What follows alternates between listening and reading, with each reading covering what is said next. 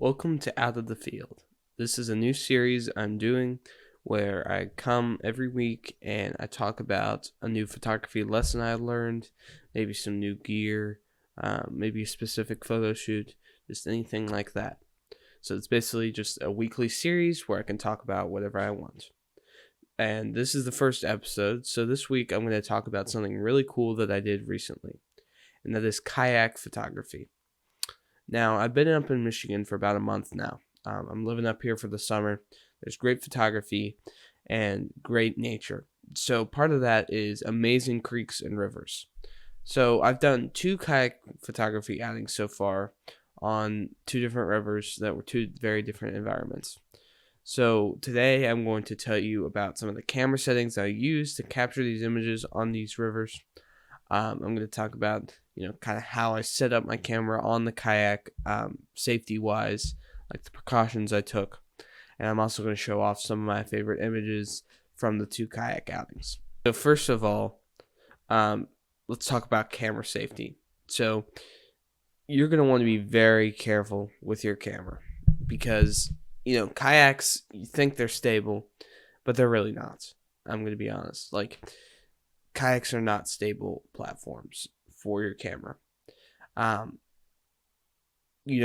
Even the slightest movement will cause your kayak to tip, so you have to be incredibly careful. So I would suggest having kind of a dry bag, maybe like a big Ziploc, and putting all of your camera and lens into this.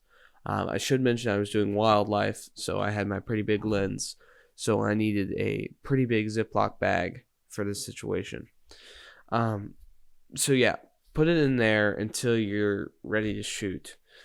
So when you're entering the kayak and stuff, I would say when you're entering, that's one of the largest risks of falling in due to tipping. So I would keep it in that bag until you are stable out on the water. And in that bag, I would also have a lens cap just to keep some of the water off of the lens, a lens hood if you have one. As well as extra batteries, because you wouldn't want your battery to die out there on the river. That would really suck. So that's what I brought. And then once you take your camera out of the bag, I put mine on a tripod with a gimbal head, just because that allows for the most movement. I don't have to readjust the tightness of the tripod, so it's just one less thing to worry about. It worked pretty well. I have my complaints I'll talk about later, but I still think it's the optimal tripod head for kayak photography. And then as well, basically what I did was I took my camera, mounted it to the tripod, but I also have my lens or my camera strap on the camera. So that allowed for double protection. So if it fell over, my neck would catch it. So that was just an extra layer of security I had there. And I just kept the camera mounted the entire time of the kayak trip. And it worked pretty well. So I'm going to go into some of the benefits of kayak photography now and why you would even want to do this. So I wouldn't suggest like landscape photography on kayaks. Mostly what it's good for is wildlife photography. So kind of a weird phenomenon with most wildlife is how incredibly close you can get with a kayak.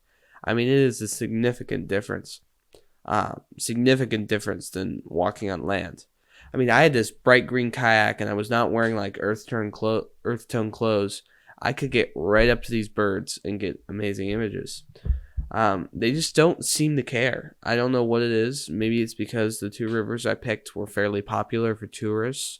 And they were used to seeing kayaks all the time, but they're just not skittish, and you can get good shots, and it really enables you to do that.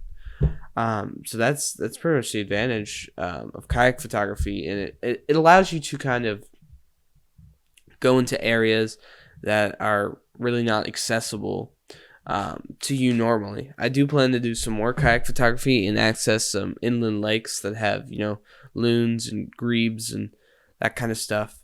But on these rivers too, there's some areas that are not normally accessible by humans by feet. So it's really good to take that kayak in there and get those unique images.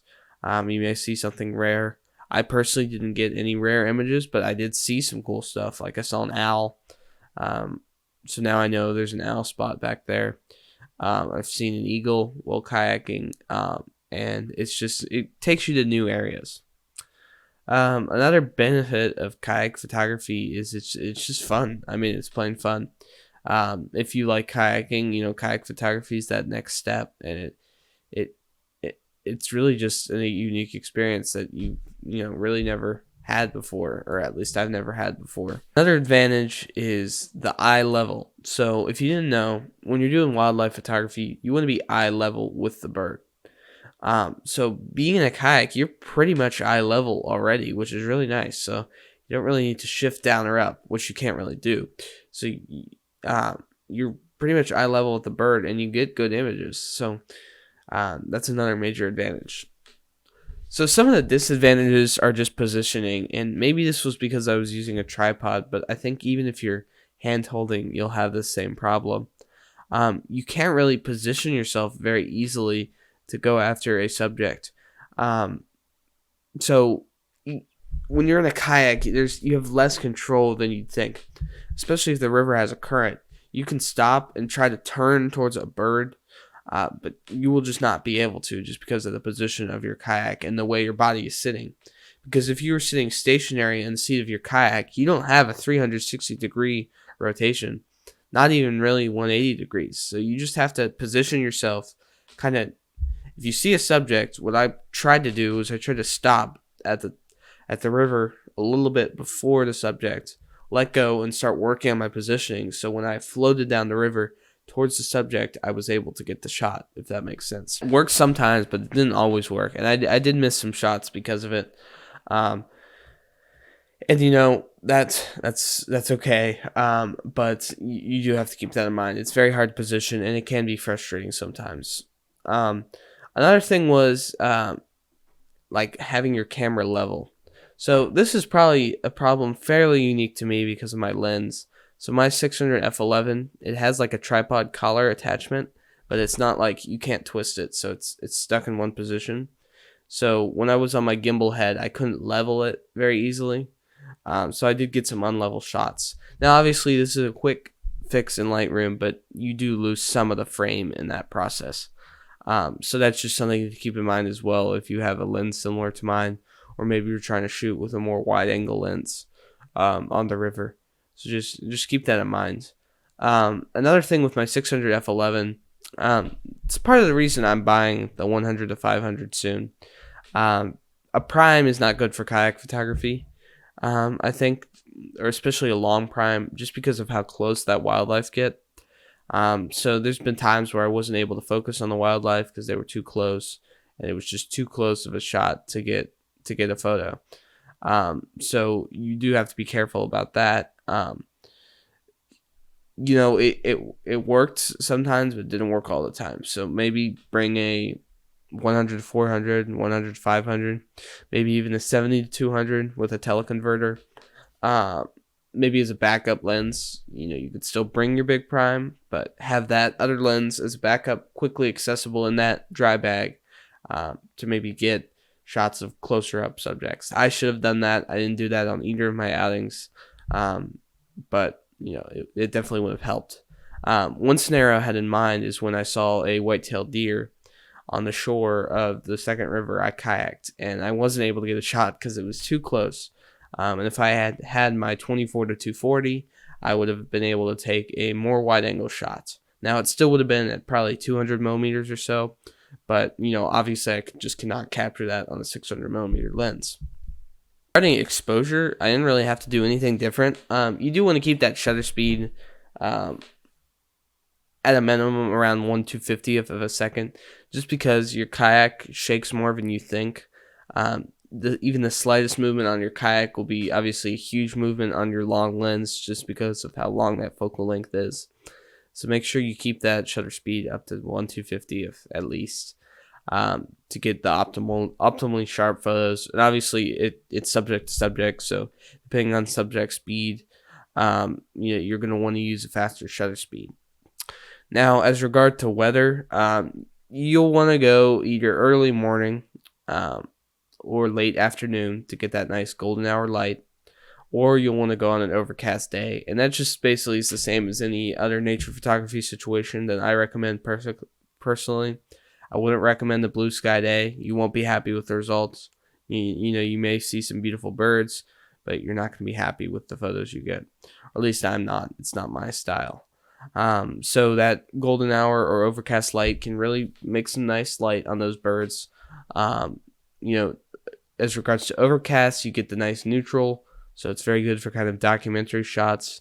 And then for some of the more creative shots, golden hour in both the morning and the evening allows for some nice spotlight effects. And the light is soft enough that you can get an even exposure with both highlights and shadows. Now I'm going to kind of transition over to some of the photos I took. So I'm pretty happy with some of these photos. I'm going to show some of the lesser examples and some of my favorite ones. Over here in Lightroom, and let's start with one of the lesser examples. So this sparrow was pretty cool. I liked how he kind of blended in with the texture of the tree. I thought it was pretty cool, but this comes down to positioning. So this bird is partially blocked by the branch, and that's because I couldn't position myself to get a better angle. So that is one of the problems, and you will end up getting some shots like this. It's sharp and everything. I used 1/250th to make sure I could get that motion frozen, because it was stationary, but you want to freeze that kayak motion and not introduce blur into it. This is another example of a bad shot. When you're moving down a current, this could have been a good shot of the red-winged blackbird, but when you're moving down in the current, you have a very small window. So he was looking away that whole window, so I was not able to capture the shot. There's another just shot where I was unable to capture the window just because of how fast the current was moving. Obviously not a good shot. I'll probably end up deleting it at some point. Now here is one of my favorite shots. I don't know why it's looking so pixelated right now. That's odd. But there we go. But yeah, man, this is the advantage being the eye level. These reeds were not tall at all, probably like 2 feet, 3 feet tall. And this beautiful female red-winged blackbird just came up and perfectly perched right in front of me, and I was able to get this shot. This is my favorite shot of the 2 kayak outings, actually. It just shows the behavior. I was able to bump up my shutter speed to 1/500th here. I probably could have even bumped it up to ISO or the shutter speed 1000 and would have been okay with the noise just because of how my camera performs. But 1/500th worked in this situation. It's nice and close, and the background was far away. So even with an f11 lens, I got great background separation. I just really like this shot. The colors are great, and I never would have captured this on land because of the way the eye level was. I would have had to been in the deep water in order to get this kind of photo. Here's another great one that really showcases the eye level. So this is a female red-winged blackbird on these lily pads, and that's right on the water. So by being in that kayak, I wasn't quite eye level because of how low she was, but I was still able to pretty much mimic that eye level look. I was able to capture her eating a nice morsel here, and as well as just kind of show her environment around her with these beautiful yellow flowers and the lily pads below. Next up here is a tree swallow, and this guy was definitely not eye level. He was up in a tree, but it's just a good example of how you can capture some beautiful animals. Maybe not the best background in the world, but it's still a somewhat interesting perch. And this was when the light was starting to get harsher. So this was around 10 a.m. Towards the end of the expedition, of my first expedition. And I was able to capture some good detail and whatnot. But unfortunately, that did mean I had to overexpose the tree. Here's another situation of just a shot that didn't work out too well. This is one of the rare cases that my lens was actually too far away, and it's just kind of a chaotic scene. That f11 aperture does not lend well to these messy backgrounds with all the reeds, and obviously I didn't get enough frames to have the bird looking at the camera. So just kind of an example how it's not a guaranteed foolproof way to get shots. Also on the way back, I saw a painted turtle. It's pretty darn cool. I don't have enough painted turtle shots, so it's always cool to capture those guys. I love the colors of the turtle. I did have to do, this is kind of the harsh light again towards the end of my first trip. So I did have to do some light painting here, or some dodging and burning. You might be able to tell, you might not. But I still like it. I really don't have any good turtle shots, and this is my first one. Okay, so the second time I did it, did the kayak photography, I pretty much failed. The current was fast, so I almost dropped my camera multiple times, and I didn't see any subjects. And this was a different river. This is the one photo I got. I'm pretty happy with it. It's a goldfinch. It shows the environment around the bird. I like how the tree is slightly out of focus, and you can still kind of see it here. But not incredibly happy with that trip. And that's why I would recommend finding a calmer river. It's still going to have a current, but the one I went on the second time, extremely fast. And just, there were a lot of logs. I had to like duck under and grab the camera, put it under. And I was unable to use the tripod because of these logs. So I had to go handheld and lose a bunch of stability. So, I would pick a river that's a little bit more calmer than the one this one was. And it was also, I realized it was a very touristy destination, so there weren't a lot of animals around just because they knew the sheer amount of tourists that would be on the river later in the day. So yeah, that's just kind of my thoughts of kayak photography. It's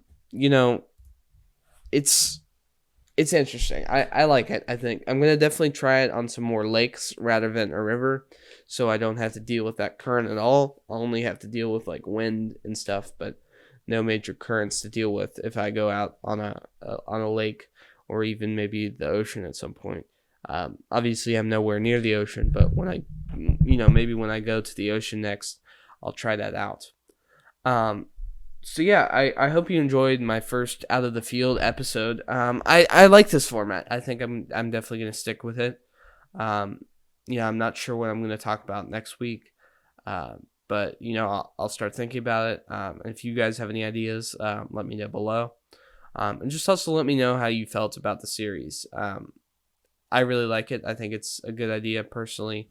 And I'm looking forward to sharing some, photo shoot situations with you guys, gear, camera settings, just anything of the week. I'm not afraid to do hour-long episodes, even if there's multiple things I want to talk about in 1 week. I'll do that. And yeah, so thank you guys for watching. I hope you enjoyed Out of the Field episode 1, and I'll see you in next week's episode. Also, before I go, I just want to mention that I did an update video on my channel, so you can watch that. I kind of inform you a little bit more about what the series is about, and I also announce a couple things. So normally I would announce those things in a video like this, but since I already did it in that video, please watch that one. So check that out below, and thank you guys for watching. I'll see you in the next video. Bye.